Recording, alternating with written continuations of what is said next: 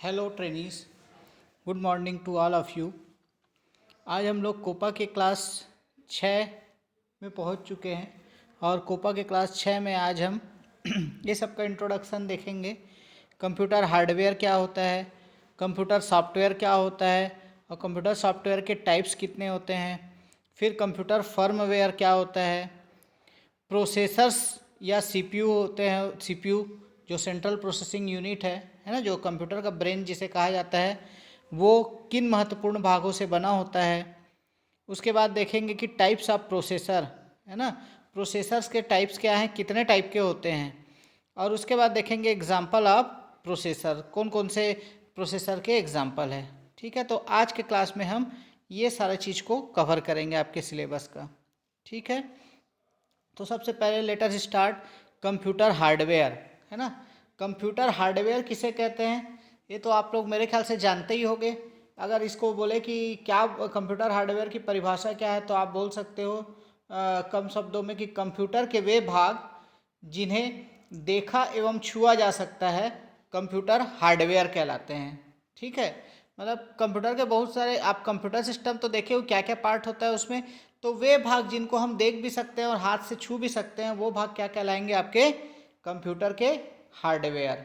ठीक है, तो जैसे कि मैं एग्जांपल लिख दूँ, कौन कौन से आप लोग कंप्यूटर के हार्डवेयर में देखते ही हो सामने। अगर सिंपल एक कंप्यूटर सिस्टम रखा है तो हार्डवेयर क्या क्या होगा उसका, हाँ, जैसे कि कीबोर्ड हो गया, माउस हो गया, ठीक है, मॉनिटर हो गया जिसको आप छू सकते हो, ठीक, सीपीयू हो गया उसको छू सक रहे हो बाहर से, ये सब क्या हुआ आपका कंप्यूटर हार्डवेयर हो गया।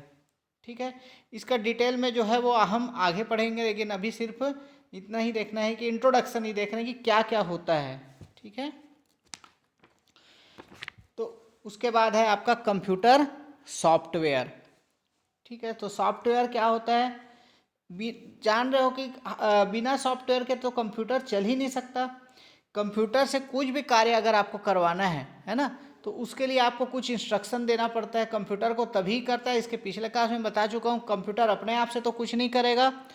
तो जो भी इंस्ट्रक्शन यूज़र देता है या कमांड जो देता है या इंफॉर्मेशन जो कंप्यूटर को प्रोवाइड कराता है, वो सारा चीज़ किसके द्वारा होता है, एक प्रोग्राम के द्वारा कंप्लीट होता है। यही प्रोग्रामों का जो समूह होता है वो क्या कहलाता है, सॉफ्टवेयर कहलाता है। अगर सॉफ्टवेयर को बोले तो सिंपल आप बता सकते हो कि जो कमांड के समूह है उसे तो प्रोग्राम कहा जाता है, और एक निश्चित कार्य करने के लिए एक निश्चित प्रोग्राम बनाया जाता है, या कई प्रोग्राम मिलकर एक कार्य को संपादित करते हैं। तो इसलिए हम क्या बोल सकते हैं, कई प्रोग्रामों का समूह क्या कहलाएगा, सॉफ्टवेयर कहलाएगा। ठीक है, तो सॉफ्टवेयर का अर्थ क्या है, प्रोग्रामों का समूह।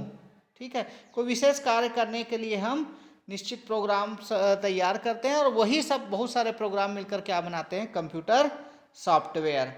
ठीक है, तो सॉफ्टवेयर भी आप लोग देखो, कई लोग क्या करते हैं, कंप्यूटर हार्डवेयर का परिभाषा बोल देंगे कि जिन भाग को कंप्यूटर के जिन भाग को हाथ से देखकर छुआ जा सकता है तो कंप्यूटर हार्डवेयर कहलाता है या देखा जा सकता है। तो सॉफ्टवेयर का पूछने से क्या बोलते हैं कि जिनको नहीं देखा और छुआ जा सकता है। ऐसी परिभाषा कभी नहीं देना है, ये रॉन्ग है।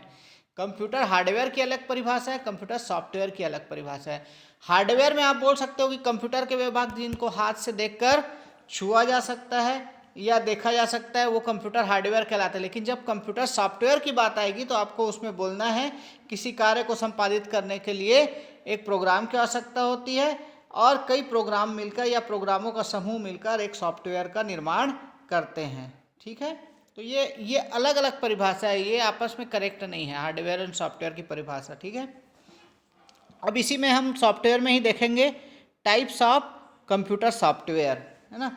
तो कंप्यूटर सॉफ्टवेयर जो है वो बेसिकली 3 टाइप के होते हैं।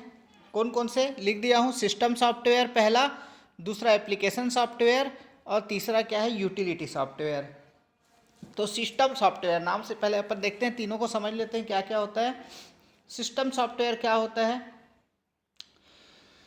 सिस्टम सॉफ्टवेयर क्या करता है, सभी चीज़ को, सभी एप्लीकेशन सॉफ्टवेयर को भी नियंत्रित करता है, और एक से अधिक प्रोग्रामों का समूह जो कंप्यूटर की क्रियाओं को नियंत्रित करता है, सिस्टम सॉफ्टवेयर कहलाता है। मतलब कि एक या एक से अधिक प्रोग्राम जो कंप्यूटर की क्रियाओं को नियंत्रित करने के लिए उपयोग किया जाता है वो सिस्टम सॉफ्टवेयर कहलाता है। और यह सिस्टम सॉफ्टवेयर क्या करता है, जितने एप्लीकेशन सॉफ्टवेयर है उसको भी नियंत्रण करता है, उसको भी चलाता है। तो अगर सिस्टम सॉफ्टवेयर का हम एग्जाम्पल बोलें तो सबसे अच्छा एग्जाम्पल उसका ऑपरेटिंग सिस्टम है ना, जो हर एक कंप्यूटर सिस्टम में डला होता है ऑपरेटिंग सिस्टम। उसके बारे में मैं थोड़ा सा बताऊंगा आगे, है ना, और उसका डिटेल भी हम लोग पढ़ेंगे, ऑपरेटिंग सिस्टम क्या क्या होते हैं, कौन कौन से हैं। तो आपके सिस्टम में जो अगर देखोगे, अगर आईटीआई के सिस्टम में देखोगे, अभी करंट में विंडो 7, विंडो 8, विंडो 10 ये आ चुका है, ये ऑपरेटिंग सिस्टम है। तो ये ऑपरेटिंग सिस्टम क्या करता है, कंप्यूटर की सारी क्रियाओं को नियंत्रित करने का कार्य करता है। तो यह एक क्या कहलाएगा, सिस्टम सॉफ्टवेयर कहलाएगा। और इसके एग्जाम्पल बोलोगे तो लैंग्वेज प्रोसेसर है ना, जो जितने भी लैंग्वेज के प्रोसेसर होते हैं वो सब क्या कहलाते हैं, सिस्टम सॉफ्टवेयर कहलाते हैं। और क्या है, ट्रांसलेटर प्रोग्राम। ट्रांसलेटर प्रोग्राम मतलब कि ट्रांसलेट करने वाले प्रोग्राम, जैसे कि कंपाइलर हो गया, इंटरप्रेटर हो गया, असेंबलर हो गया, ये सारे क्या कहलाएंगे, सिस्टम सॉफ्टवेयर कहलाएंगे। ठीक है, तो इनका मुख्य उद्देश्य क्या होता है कि सभी एप्लीकेशन सॉफ्टवेयर को चलाना, सभी हार्डवेयर को नियंत्रित करना, मेमोरी का प्रबंध, मेमोरी मैनेजमेंट करना, है ना, और एक से दूसरे डिवाइस को कम्युनिकेट कराने का काम करना, ये सारा काम होता है सिस्टम सॉफ्टवेयर का। ठीक है, सेकंड है आपका एप्लीकेशन सॉफ्टवेयर। तो एप्लीकेशन सॉफ्टवेयर तो आप जान ही रहे हो, अनेक प्रोग्रामों का एक समूह होता है। कोई कार्य निश्चित होता है और उसको करने के लिए जो प्रोग्रामों का समूह हम बनाते हैं उसे हम एप्लीकेशन सॉफ्टवेयर कहते हैं। ठीक है, एक या एक से अधिक प्रोग्रामों का यह समूह है जिसे किसी विशेष एप्लीकेशन या अनुप्रयोग को हल करने के लिए बनाया जाता है। जैसे कि आप लोग जानते ही हो, एमएस ऑफिस से सभी परिचित होंगे, जो भी कंप्यूटर चलाया होगा एमएस ऑफिस के बारे में जान रहा होगा। उसमें क्या क्या रहता है, एमएस वर्ड हो गया, किसके लिए यूज़ होता है, टाइपिंग पर्पस के लिए एमएस एक्सेल हो गया, है ना, टेबल वगैरह बनाते हैं उसमें एमएस एक्सेल हो गया, एमएस पावर पॉइंट हो गया, एमएस डेटाबेस, एमएस एक्सेस हो गया। तो ये सारी चीज़ें क्या हैं, एप्लीकेशन सॉफ्टवेयर है, किसी विशेष कार्य करने के लिए बनाया जाता है। जैसे वर्ड प्रोसेसिंग के लिए एमएस वर्ड है, स्प्रेडशीट के लिए एमएस एक्सेल है, डेटाबेस के लिए डीबीएमएस, फॉक्स प्रो या एमएस एक्सेस है, और प्रदर्शन के लिए या दिखाने के लिए एमएस पावर पॉइंट है। तो ये सारे चीज़, या फिर फोटो को आपको कुछ एडिट वगैरह करना है तो एडोब फोटोशॉप आता है। तो एप्लीकेशन सॉफ्टवेयर की तो भरमार है, बहुत सारे एप्लीकेशन सॉफ्टवेयर होते हैं जो हम कंप्यूटर में डालते हैं और चलाते हैं, किसी विशेष कार्य को करते हैं। तो ये हो गया आपका एप्लीकेशन सॉफ्टवेयर। तीसरा है यूटिलिटी सॉफ्टवेयर। तो अब आए हम यूटिलिटी सॉफ्टवेयर में, जो कि किसका, कंप्यूटर सॉफ्टवेयर का थर्ड टाइप है। यूटिलिटी सॉफ्टवेयर मतलब क्या होगा, ये सामान्यतः एक ही कार्य करने वाले छोटे स्तर पर बनाए गए प्रोग्राम होते हैं। ठीक है, ऐसे प्रोग्राम किसी छोटे कंप्यूटर सेंटर पर ही तैयार किए जाते हैं। जैसे कि टैक्स कैलकुलेशन के लिए बनाया गया प्रोग्राम, अगर हमको कुछ टैक्स कैलकुलेशन करना है ना, इनकम टैक्स वगैरह भरना है, तो उसके लिए जो प्रोग्राम बनाएंगे वो आपका आएगा यूटिलिटी। यूटिलिटी मतलब क्या होता है, जिसका उपयोग, है ना। तो ये एक कार्य को करने, छोटे छोटे कार्य को करने के लिए बनाए जाते हैं। जैसे कि आपके सिस्टम में देखना, डिस्क फ्रेगमेंटेशन होता है, डिस्क की मरम्मत के लिए, है ना। तो ये डिस्क की मरम्मत के लिए जो प्रोग्राम बनाए जाते हैं ये यूटिलिटी सॉफ्टवेयर कहलाते हैं। एंटीवायरस प्रोग्राम हो गया, ये सब यूटिलिटी सॉफ्टवेयर कहलाएंगे। तो ये सब सॉफ्टवेयर क्या कहलाते हैं, यूटिलिटी सॉफ्टवेयर कहलाते हैं, जो कि छोटे छोटे किसी कार्य को संपादित करने के लिए बनाए जाते हैं, है ना। तो वो यूटिलिटी सॉफ्टवेयर कहलाते हैं। नेक्स्ट है आपका कंप्यूटर फर्मवेयर।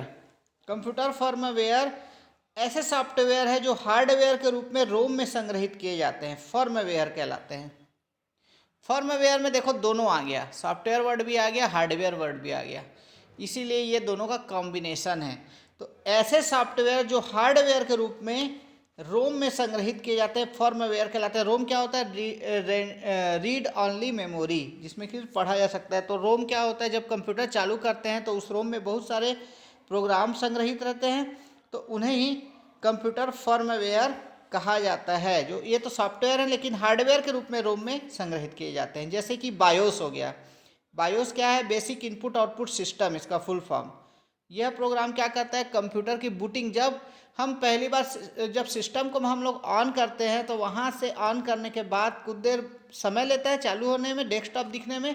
तो ये जो समय है ये कहलाता है आपका बूटिंग। कंप्यूटर के बटन दबाने से लेकर स्क्रीन जब तक आपको नहीं दिख जाती डेस्कटॉप की, तब तक जो समय कहलाता है कंप्यूटर का, वो क्या कहलाता है, बूटिंग कहलाता है। तो वो सब प्रोग्राम बूटिंग होता रहता है और वो सब प्रोग्राम चलते रहते हैं। तो वो कौन से प्रोग्राम रहते हैं, कंप्यूटर फर्मवेयर रहते हैं, वो जो सॉफ्टवेयर है और हार्डवेयर के रूप में रोम में संग्रहित रहते हैं। इसके बाद है हमारा प्रोसेसर और सीपीयू। ठीक है, प्रोसेसर और सीपीयू। तो जानते हो कि सीपीयू क्या होता है। सीपीयू क्या है, एक सीपीयू का फुल फॉर्म तो सभी को पता है, सेंट्रल प्रोसेसिंग यूनिट। और इसको क्या बोलते हैं, कंप्यूटर का मस्तिष्क, कंप्यूटर का दिमाग, कंप्यूटर का हृदय, ये सब नामों से बुलाया जाता है क्योंकि मेन काम इसी का होता है ना। कंप्यूटर का जो सीपीयू रहता है वही सारा काम करके अपने को देता है। तो ये क्या करता है, इसके भी क्या होता है, 3 महत्वपूर्ण भागों से मिलकर बना होता है सीपीयू जो है। ठीक है, पहला है आपका ALU, मतलब एरिथमेटिक लॉजिक यूनिट। इसका फुल फॉर्म भी कभी कभी आता है और क्या काम करता है सबको पता होना चाहिए। ALU मतलब एरिथमेटिक लॉजिकल यूनिट।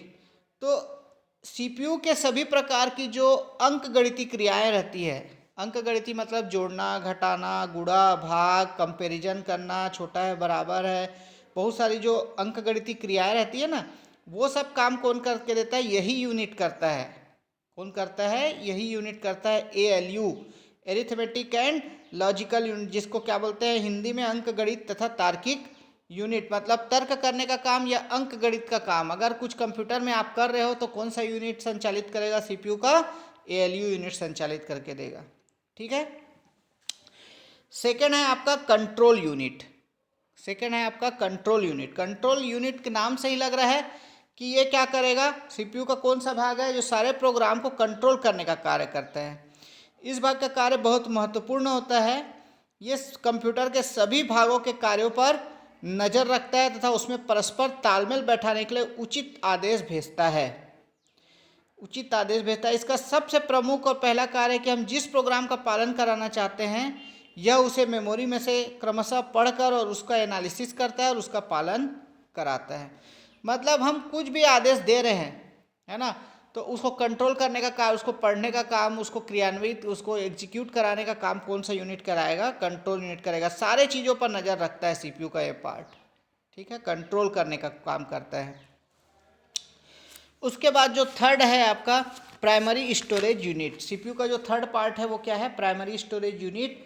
प्राथमिक मेमोरी या मुख्य मेमोरी भी कहा जाता है कंप्यूटर की, है ना। ये सीपीयू से सीधा जुड़ा रहता है। सीपीयू से जो मेमोरी सीधा जुड़ा रहता है उसको हम क्या बोलते हैं, प्राइमरी स्टोरेज यूनिट या मुख्य मेमोरी या इंटरनल मेमोरी या आंतरिक मेमोरी, बहुत सारे नाम हैं, है ना इसके। तो ये सारे नाम आपको पता होना चाहिए। जो सीपीयू से डायरेक्ट मेमोरी जुड़ा रहता है उसको बोलते हैं, है ना। तो सीपीयू से डायरेक्ट मेमोरी कौन कौन सा जुड़ा रहता है, एक होता है आपका रैम और दूसरा होता है रोम। रैम का फुल फॉर्म होता है रैंडम एक्सेस मेमोरी, है ना, और रोम का फुल फॉर्म होता है read only memory. RAM memory क्या होती है, अस्थायी होती है।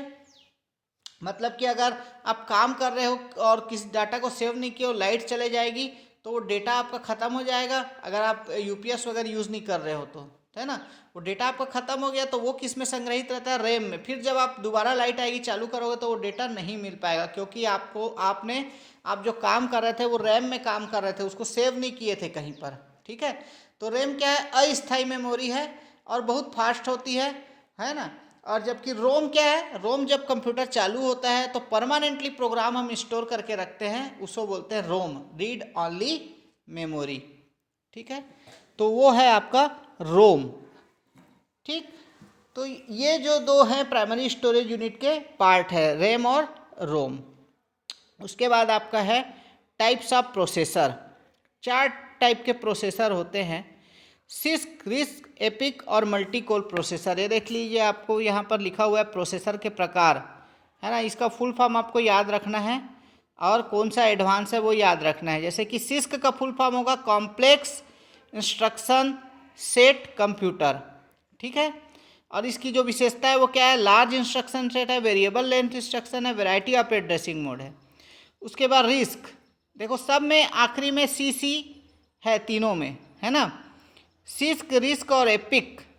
तो सिस्क और रिस्क तो एक ही टाइप प्रोनाउंसिएशन हो रहा है, बस सिस्क में कॉम्प्लेक्स हो गया और रिस्क में रिड्यूस हो गया, बाकी सेम है। इसका फुल फॉर्म में कॉम्प्लेक्स इंस्ट्रक्शन सेट कंप्यूटर और रिड्यूस्ड इंस्ट्रक्शन सेट कंप्यूटर।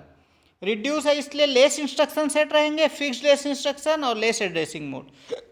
उसके बाद थर्ड है एपिक।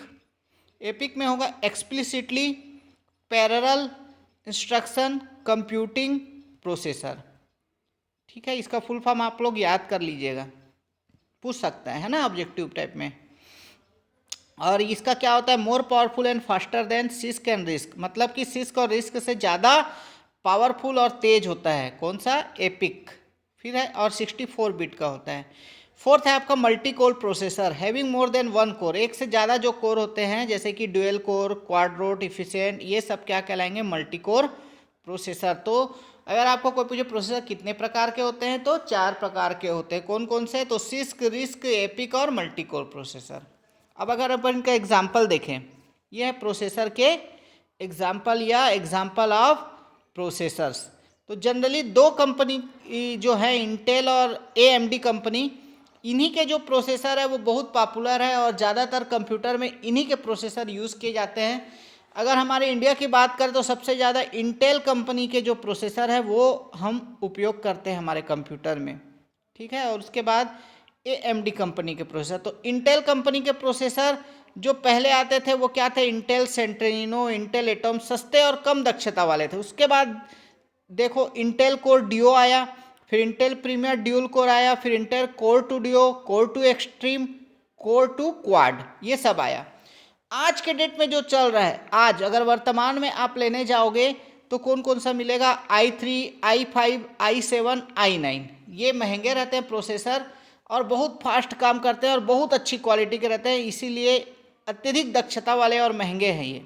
ठीक है, तो सबसे लेटेस्ट अगर आपको प्रोसेसर कोई पूछे तो क्या बोलोगे, कोर i9, जो i9 लिखा है वो सबसे लेटेस्ट है। और हमारे अभी मतलब अगर आप जाओगे रायगढ़ में कंप्यूटर लेने तो आपको प्रोसेसर के अनुसार आपके कंप्यूटर का रेट बढ़ जाएगा। अगर आप i3 का लोगे तो वो 30,000 में दे देगा, i5 का लोगे तो वही 35,000 हो जाएगा, i7 का लोगे तो वही 40,000 चले जाएगा, i9 का लोगे तो वही 50,000 भी चला जाएगा। तो प्रोसेसर के अनुसार आपका रेट बढ़ता है। यहाँ पर i9 का प्रोसेसर सबसे लेटेस्ट प्रोसेसर है। ठीक है, तो ये प्रोसेसर के उदाहरण है। वैसी AMD कंपनी के प्रोसेसर देखोगे तो यहाँ पर देखो AMD फिनोमा 1x3, AMD ट्यूरियन फैमिली और AMD एथलॉन फैमिली, ये महंगे और दक्ष प्रोसेसर। जैसे इंटेल का i3, i5, i7, i9 है, वैसे ये AMD का है। ठीक है, और सस्ते वाले कौन से हैं, AMD सेम्प्रॉन और AMD एथलॉन नियो, ये जो है वो सस्ते कंपनी के प्रोसेसर हैं AMD के।